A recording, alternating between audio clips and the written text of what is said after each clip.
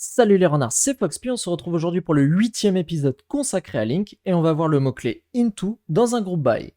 Ici nous avons comme pour l'épisode précédent notre liste d'objets chiens. Ici nous avons le nom chien au pluriel et en minuscule qui correspond à notre liste de chiens. Nous avons tous nos chiens ici. Alors petit rappel, sur la classe chien, il y a 7 attributs, un nom, un surnom, une race, une couleur, un sexe, un âge et un poids. Nous avons ici le constructeur qui récupère tout. Et enfin, pour notre classe, nous avons que des getters pour chaque attribut. Il n'y a pas de méthode. Voici notre première requête. Faire un groupe by sur la race des chiens. Ok. Mais on veut faire un tri croissant sans utiliser order by sur l'attribut race des chiens. Donc l'attribut race, mettre comme ça entre côtes. C'est-à-dire qu'on va faire notre order by sur un autre attribut, mais ça va quand même classer la race des chiens. Alors ça, c'est une petite introduction pour vous montrer le into. En fait, le into va nous permettre de stocker le résultat du groupe by dans une variable, et dans la même requête, on pourra par la suite travailler avec cette variable. Alors je vous montre. Pour une fois, je vous invite pas à faire l'exercice avant. Donc var query into, je vais mettre 1 parce que ce sera la première. Donc from c in chien. Là, si je voulais faire mon tri, il me suffirait de faire order by c.race. Mais on veut le faire différemment pour cet exercice, non pas que ce soit mieux, juste pour introduire le mot-clé into. Donc, on va faire groupe c by c.race. Donc là, on a groupé nos chiens par race. Et maintenant, avec le into, on crée la variable race en minuscule et au pluriel. Et cette variable, en fait, contient le résultat du groupe by, et on va pouvoir travailler avec sur les lignes suivantes. Maintenant, je peux faire order by, et là, race.key. Et rappelez-vous, la clé, ce sont les races. Vous vous rappelez, dans les épisodes précédents, quand on fait un groupe by, on a besoin d'une boucle imbriquée. La première boucle parcourt les clés, justement, de ce que l'on veut grouper, et la deuxième boucle parcourt les objets qui sont associés à ces clés. Donc là, comme on travaille sur race, on va dire que c'est le premier élément, c'est la première boucle, et donc ce sont les clés. Donc order by race.key, finalement, c'est faire un order by c.race. Sauf que là, juste pour l'énoncer, pour introduire le into, on ne le fait pas, on le fait sur race.key. Et maintenant, il ne nous reste plus qu'à sélectionner les races. Et là, nous avons réussi cette requête. Alors, on aurait pu le faire exactement la même chose sans into. Là, je vous le montre vite fait, un var query sans into. From c in chien order by c.race et ensuite groupe c by c.race. Et là, ça revient au même. Seulement, ça, c'était pour vous montrer, pour vous introduire le mot-clé into. Là, nous pouvons travailler ensuite avec cette variable. Donc ça, je vais le supprimer. Et on va créer notre double boucle. Donc for each var key in query into 1. Donc, je vais afficher la clé. Donc console write line ici, comme d'habitude, donc le dollar avant. Et on va faire key.key. Notre deuxième boucle, for each. Donc var dog in key. Hop. Et là, alors, il y a une petite comme ceci. Qu'est-ce qui te plaît pas? Ne lui plaît pas. Ah oui, j'ai pas fermé la collade. Ok. Et là, console.writeLine. Et on va afficher le nom des chiens. Donc, $quote item.nom. Je vous invite à essayer de prédire le résultat de cette requête. Alors, c'est pas item, c'est dog. D'habitude. Et nous, on va la lancer dès maintenant. Donc là, normalement, vous devrez avoir toutes les races qui sont triées, et par race, les chiens. Donc ça charge.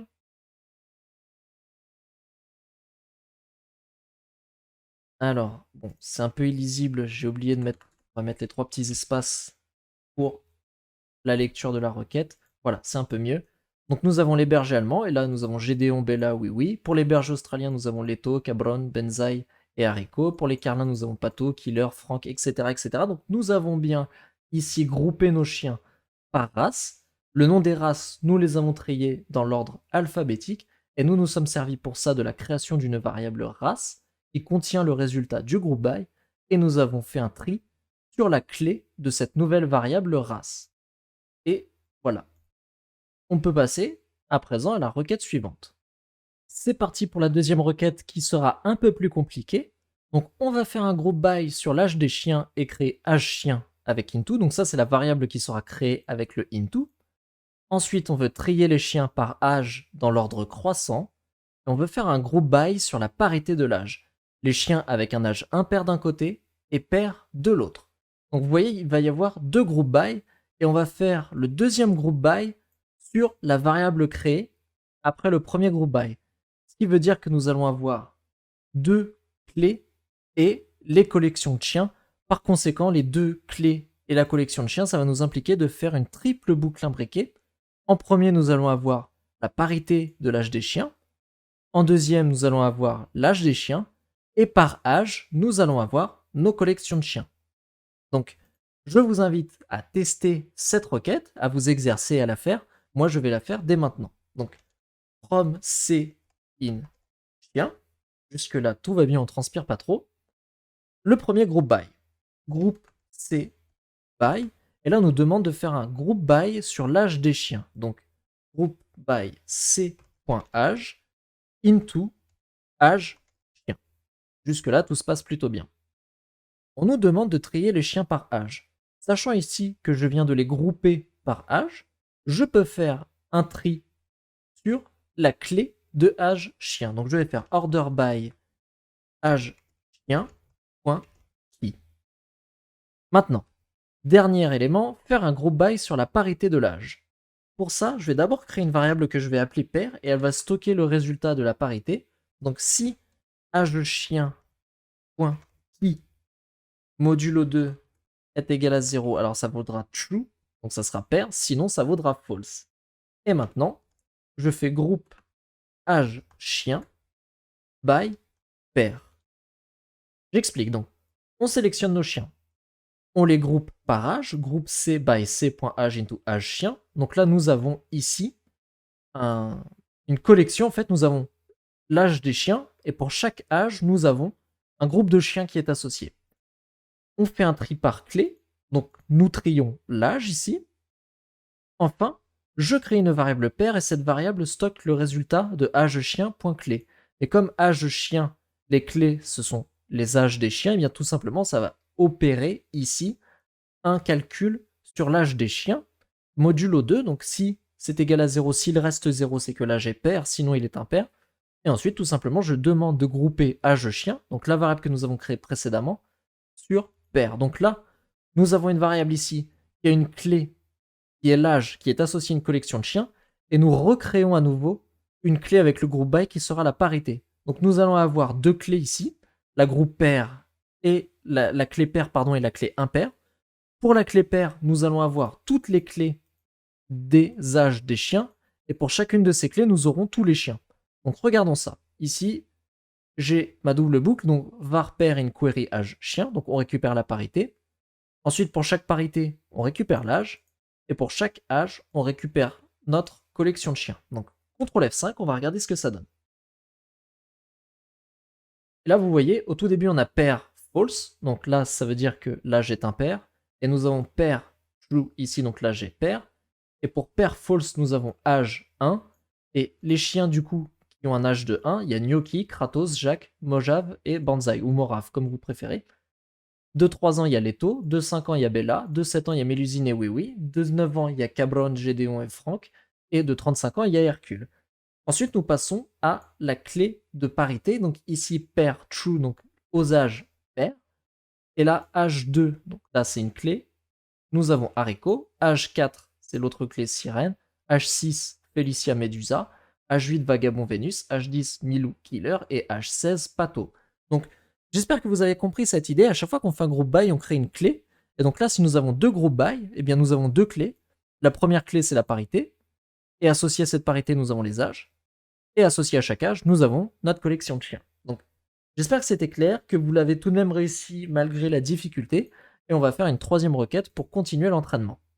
Troisième et dernière requête de cet épisode, on va faire un groupe by sur la race et la couleur des chiens et créer chien race couleur avec into. Et ensuite, on veut trier les chiens par race et par couleur. Donc, Nous avons ici la création de la variable chien race couleur. Donc l'order by, on veut le faire avec les éléments de chien race couleur et non pas avec les éléments de chien. Donc nous avons ici l'affichage de notre requête et nous avons ici notre requête. Donc toujours pareil, je vous invite à l'essayer et moi je vais coder le résultat dès maintenant. Donc from C in chien, ok. Ensuite groupe C by, et là nous avons un groupe by multiple. Nous avons la race et la couleur. Donc je vais créer une nouvelle classe anonyme, enfin un nouvel objet anonyme.